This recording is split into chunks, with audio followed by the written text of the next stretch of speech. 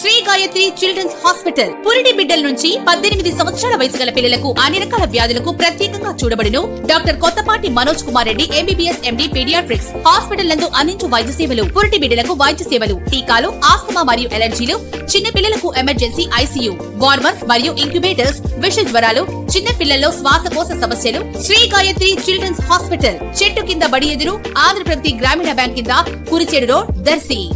అంతర్జాతీయ మహిళా దినోత్సవం వేడుక ఈ రోజు దర్శి మున్సిపాలిటీ పరిధిలోని వ్యవసాయ మార్కెట్ యార్డు ప్రాంగణంలో జరగ్గా ముఖ్య అతిథిగా డాక్టర్ గొట్టిపాటి లక్ష్మి పాల్గొనడం జరగ్గా మహిళలు ఘనంగా స్వాగతం పలికారు. కార్యక్రమంలో అధిక సంఖ్యలో డాక్రా మహిళలు, అంగన్వాడీ ఆయాలు, కార్యకర్తలు తదితరులు పాల్గొన్నారు. మహిళలకు శ్రీనిధి రుణాల చెక్కు ఇవ్వటం కూడా జరిగింది. ఈ సందర్భంగా డాక్టర్ గొట్టిపాటి లక్ష్మి మహిళలందరికీ మహిళా దినోత్సవ శుభాకాంక్షలు తెలిపారు. ప్రభుత్వం మహిళలకు చేస్తున్న సంక్షేమ పథకాల గురించి ఆమె తెలియజేశారు. డాక్టర్ గొట్టిపాటిని సత్కరించడం జరిగింది. అలాగే పలువురిని డాక్టర్ గొట్టిపాటి కూడా సత్కరించారు. కార్యక్రమంలో పలువురు స్థానిక అధికారులు, స్థానిక నాయకులు పాల్గొన్నారు.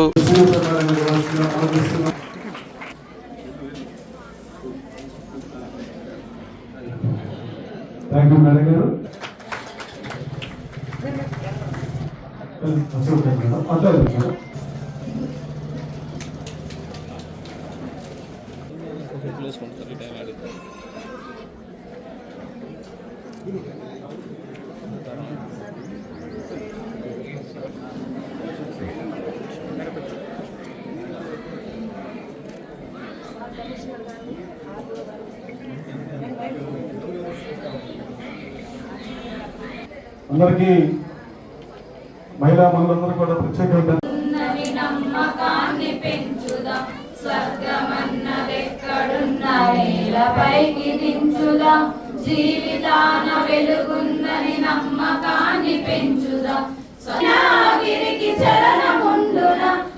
సందర్భంగా మహిళలందరికీ నా శుభాకాంక్షలు తెలియజేస్తూ వేదికను అలంకరించిన మన దర్శి ఇన్ఛార్జి మేడం గారికి, మన గొట్టిపాటి లక్ష్మి గారికి, అలాగే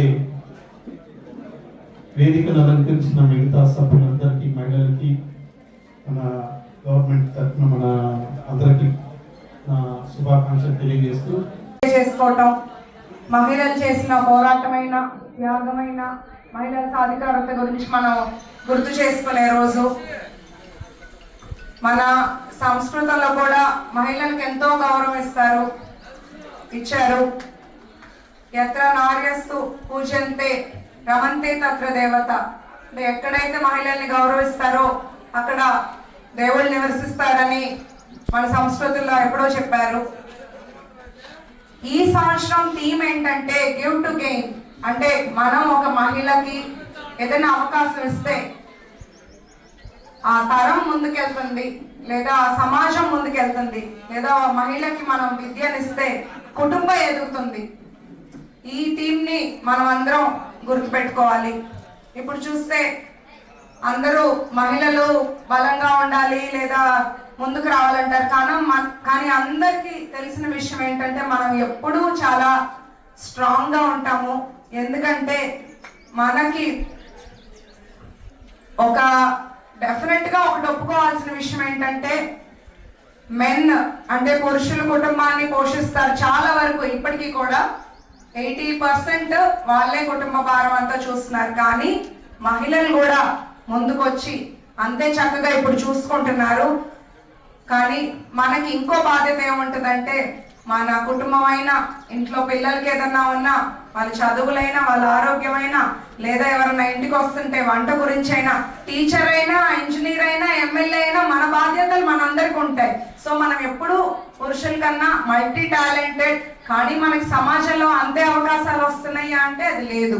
ఎందుకంటే మన ఆలోచన విధానం కూడా మారాలి. అప్పుడు మనకి ఆ ఆపర్చునిటీస్ వస్తాయి. ఒక అవకాశం ఉంది, ఇప్పుడు ఇది మనకు అవసరమా, చేయగలమా అని ఆలోచించకుండా ఒక అడుగు ముందుకు వేయాలి.